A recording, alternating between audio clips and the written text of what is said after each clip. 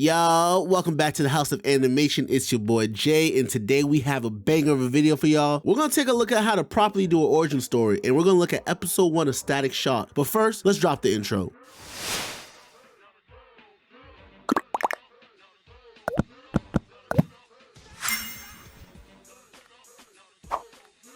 Based off the Milestone Media / DC Comics Static Shock hit our TV screens in September 23rd of 2000. The character Static was created by Dwayne McDuffie, Dennis Cohen, and Michael Davis, alongside Derek T. Dingle. And if you don't know about Milestone Comics, it actually was a comic book company that focused on minorities who were underrepresented in comics. Episode 1, titled Shock to the System, opens up with a robbery, and we see a gang of criminals in an abandoned warehouse. Very cliche. And also, if you peep in the background, you can see the 2 armed guards that they have tied up. You see these armed criminals stealing a bunch of TVs. And you know what they say, when you're a kid, you can't truthfully dissect what's going on until you're an actual adult and you go back and watch some of these cartoons. This next scene does a whole bunch of foreshadowing. These robbers thinking they just came up and caught a lick don't even know what's about to happen. Now, if you pay close attention to this next scene, you'll start to see the overhead lights start to flicker. Now, this robber's looking around like, yo, I just caught a lick. I don't care about nothing. I'm good. The alarms are off. The armed guards are good. We're good. We're golden. And unbeknownst to him, our boy Static comes through and shocks up the TV to turn it on. Now, the scene is actually kind of lit because, again, it foreshadows what's going to come. The first scene that we see on the TV as it's turned on is a news anchor laughing. And in the background, you can see what looks like a news reporting of a crime. Now, the robber's like, hey, yo, what's going on here? The TV then flashes to the next scene where we see 2 people sitting on a couch, a man and a girl, and someone coming into the scene. Boom! Then you see a purple and white stream of electricity hit one of the robbers, and we are introduced to the GOAT that is Static Shock. No cap, I remember watching this scene as a kid and remembering how GOAT it was. This man comes flying through on a manhole and is lit. He's dripped out. And plus, the music was bumping. Now, granted, this was the early 2000s, so some of the jokes today may not hit like they did back in the day, but on rewatching this episode, I definitely caught myself chuckling a little bit. Like, when Static says this, "That's my taser punch." Shocking, isn't it? I was rolling. Upon this man busting through the scene, these robbers are like, hey, it's a kid, and they're still ready to mop this dude up. And we come to find out from Static himself that he's new at this, meaning he had just recently gotten his powers. And in this scene, he actually exhibits a really good control over them for someone who just got their powers. This man's doing air ollies, zapping people like Zeus out of nowhere, and just having a whole bunch of fun with it, perfectly encapsulating what a preteen would look like who just recently got powers. And to mention, that boy Static was styling on him. After washing all the robbers, we see Static Shock use his powers to emit electricity to form an electric sign in the air stating the bad guys are right here. And now, I don't know about y'all, but these cops that come are rather quick. I ain't gonna hold you, they're rather quick. You would have thought it was a suburb or something. As Static Shock is hype in the moment that he had his first real face-off with some baddies, he thinks to himself, damn, 2 days ago I wasn't even like this. And we find out that Static has only been Static for 2 days. Just a couple days ago, he was a normal 14-year-old high school student worrying about girls, cars, and his best friend. And in Static's own words, he describes himself as the last person you would call a hero. And we get a flashback to 2 days ago, and we are introduced to Virgil Hawkins, my boy. Now, the next scene opens up to the downtown of Dakota City, and we're introduced to the Hawkins, and also Virgil's apartment. And just like any teen, this man is in a rush to grow up. We find this man Virgil in the bathroom trying to shave his damn whiskers. Ain't got nothing there, brother. And spitting this corny ass rap. Check me out now, will ya? I got the looks that fill ya. If you're down, I'll feel ya. Like, really, who wrote this shit? This next scene is actually very funny. So his sister actually knocks on the door and wants to use the bathroom. Per usual, if y'all ever had siblings growing up, you guys felt what this feels like whenever you're in the bathroom. Someone wants to magically use the bathroom when you're using it. Anyway, they got this back and forth type banter. Now, to an untrained eye, this may seem like they don't really rock with each other like that, but if anybody who has a sibling can spot how much they truthfully care for each other and the way they're roasting each other. Like, peep. At least I'm growing mine on purpose. Just hurry up and give your little weak rap and a rest. Don't forget your dog collar.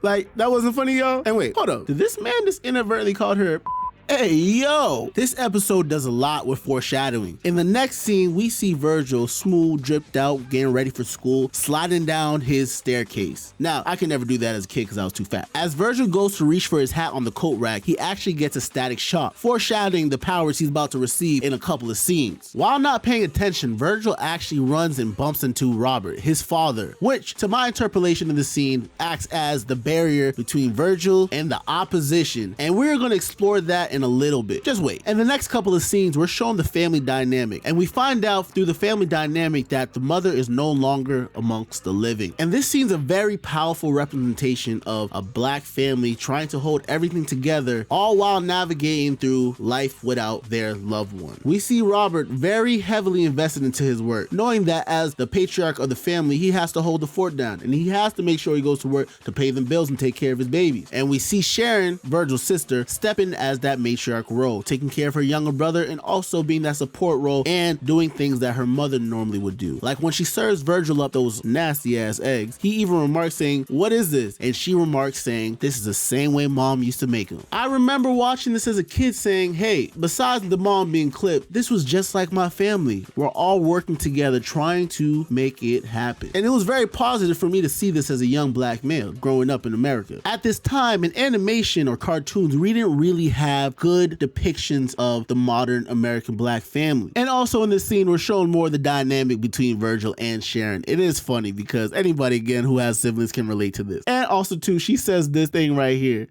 You mean a real day?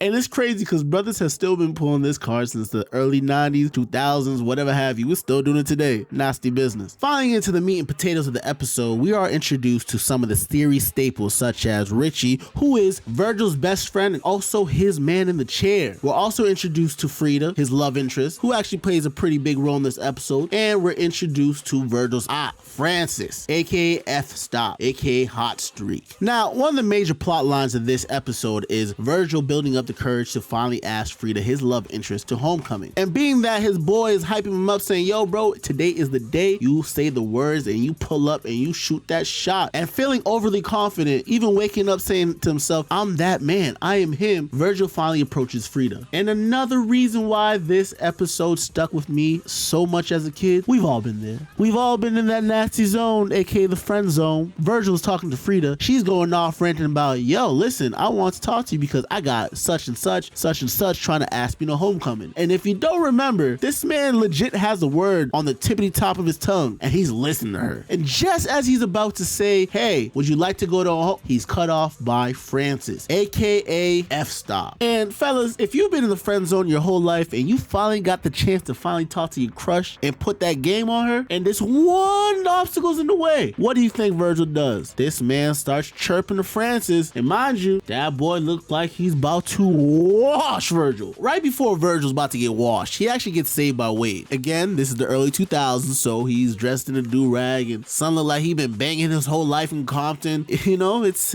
a pretty, I guess, accurate depiction for the time. In the next scene, we see Virgil and Richie walking home and basically them talking about what just happened at school. And Richie goes like, hey man, you know, if the next time they try to run down on you, I got your back. And in this scene, we're all calling cap because every single time that F-Stop is presented in the show, Richie is nowhere to be found. That boy goes missing. And guess what happens? As soon as this man goes his separate ways with Richie, Virgil gets jumped by F-Stop and his crew. After getting washed by the crew, this man Wade magically pops up with his homie and instructs Virgil to meet him under the bridge in 30 minutes. Basically pressing this man like, yo, pull up or we're gonna pull up on you. And bruh, I gotta say, Wade has impeccable time because every single time this man Virgil's about to get washed, he's pulling up. It's like this man has an air tag on Virgil. Virgil's actually conflicted. Knowing that he has to meet up with his father at the same time that Wade is pressing him to meet up, he chooses the latter because obviously he doesn't want to get washed. And at this meeting with Wade, Virgil's introduced to Wade and his gang. And they're all not interested in Virgil, like what is Wade really seeing in this man? And to Wade's explanation, he's saying basically, yo, protecting you and saving your butt every single time is costing me to be away from my needs and businesses. So basically, I need you to join the gang. And that way, no one will mess with you because they know you're under my protection. Now, Virgil's not really feeling this because his family has a history with gangbanging. And he himself even says, bro, I'm a little too scrawny to be a banger. And this actually is my favorite scene in this whole episode because, again, it shows Robert as the ever-present father who understands. When Virgil sits down with his family for dinner, his sister starts pressing him saying, all right, bro, I know you didn't get those injuries from football because one, you don't play football, and two, your little ass can't play football. After asking to be excused from the dinner table, his sister presses his dad saying, really? A football injury? And his dad drops this bar. He will talk about it when he is ready to talk about it. This scene itself taught me such a valuable lesson as a young man. Don't just rush into your emotion to talk about it just because you feel conflicted and your feelings are so ever present on your face. But talk about it when you're truly able to articulate and explain and show why you're feeling such a way. Powerful. Unbeknownst to Virgil, news that him joining Wade's gang is already circulating around the school. And we, the viewers, learn this when Richie calls in and tells him that. Also, you remember how earlier I mentioned that Robert was the barrier to Virgil's opposition? We come to find out the reason why the cause of Virgil's mom's death was due to gang violence. And the reason why Robert, his father, is so against gang banging. And this was the blockade that I was talking about earlier. Given the fact that earlier Virgil felt conflicted on going to meet up with Wade, knowing that he had to meet his father. Due to a positive upbringing, Virgil knows that he should not be gangbanging because one, it took the life of his mother, and two, he knows how much that affected his family. And his father has stressed this. While not directly shown in this episode, you can see the confliction that Virgil faces in this episode. Right after he gets off the phone with Richie, he receives a call from Wade telling him to meet him at the docks at 8 o'clock tonight because they're gonna finally handle Francis. And y'all know what he means by finally handle Francis. And any teen can relate to this. Feeling conflicted, wanting to fit in, but also wanting to feel safe, but also not wanting to disappoint y'all parents. We've all been there. Shoot, I've been there multiple times. I'm pretty sure Reg has been there multiple times. We can all attest to this. But knowing the right choice, Virgil actually goes down to the dock to finally tell Wade, saying, hey, yo, bro, I'm not really with this. This is not for me. It's all love, but we can't do this. But just as Virgil's about to explain this, Wade tells him, hey, yo, this right here is a big gang lockup where all the gangs in the city meet up to finally face down. And tonight, we gonna solve that Francis problem, and slides Wade a piece. This is a powerful scene because not only has this been a reality for many youths, I personally know a lot of Virgil Hawkins from growing up, or I should say what could have been. Knowing he stepped in some doo-doo, Virgil's not really with it and is actually trying to escape. That's when he runs into Francis, and Francis finally sees his opportunity to get his lick back on Virgil again. Now, during all the commotion, the police pull up in a helicopter, and one of the gangbangers decide it's a smart idea to shoot at the helicopter. He busts his back and shoots out a light. Guess what the police do? Sergeant Dickhead over there decides to fire off a rocket. And I don't know if these dudes don't know how to aim, because like, how do you not see a pallet full of big canisters that has a biohazard sign on it and danger written on it? Bro, not even that. In the first scene when Virgil finally arrives to the dock, we see these joints in the background. These cops knew what they were doing. And as the rocket hits the canister, the gas starts to leak everywhere, thus creating the Big Bang, giving bang babies their superpowers. And Static Shock is inadvertently born, along with the rest of the baddies we'll maybe review in a later video. We're talking about you, Hot Street. As for Shadow in the beginning of the episode, Virgil wakes up and finds himself back in his bed and learns that he has an ability to create, absorb, control electricity and magnetism. And of course, you a teenager, bro, you just found out you have superpowers. What do you think you finna do? You call your best friend, duh. So he hits Richie up. And by the way, I know I wasn't the only one who thought Richie looked like Eminem, but that's a sidebar.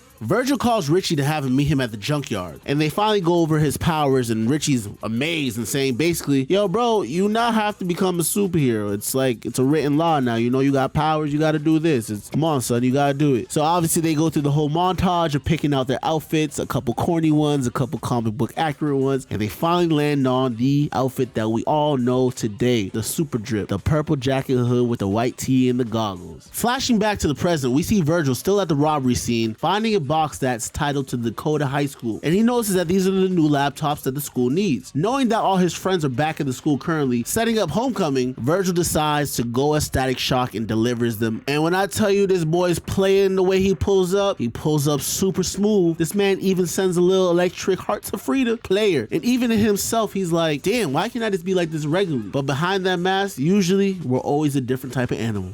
Who are you? And in the ending of this episode, we see the other Bang babies in the hospital as they're mutating. And we also see Francis, now known as Hot Streak, break out of the hospital, further foreshadowing what's going to happen later on in the series. But man, was this episode great. I remember as a kid watching Virgil take the blicky. Son, I really thought he was finna put someone on a t-shirt. I also remember thinking back to myself like, hey, I saw myself in Virgil. Knew what it felt like to be in the friend zone. I knew what it felt like to just be yourself. And I knew if I was a teen and I just got powers, I'm calling on my dog, I'm calling on my best friend Reg. It felt super relatable. It honestly felt like if I was in the comic book world, I could have been Virgil. And not to mention, he looked just like me. Something as a kid I really did not have. Like growing up, we had Batman, we had Superman, we had Wolverine, we had Peter Parker, all these animated shows, and no one that looked like Virgil. So when that man hit the screen in 2000, boy, I was glued for all seasons, all the way from 2000 to 2004. Hands down, one of my favorite shows of all time. Not only does it give a good depiction of a strong black father, it gives a good depiction of a strong black family, and also it gives a great depiction of a black superhero. 10 out of 10, one of my favorite shows. If you haven't seen the show, definitely go check it out. And hopefully one day we actually get Static Shock to the small screen or even the big screen. Well, folks, that's all we have for y'all today. Again, thank you for stopping by the channel and showing some love. We always appreciate it. Feel free to drop a like and comment down below and let us know what you liked about this video. Let us know what you didn't like, and also let us know what you want to see in upcoming future videos. And make sure to subscribe and turn those notification and alerts on. It definitely helps the channel thrive and survive. But you already know what it is, baby. Gotta blast.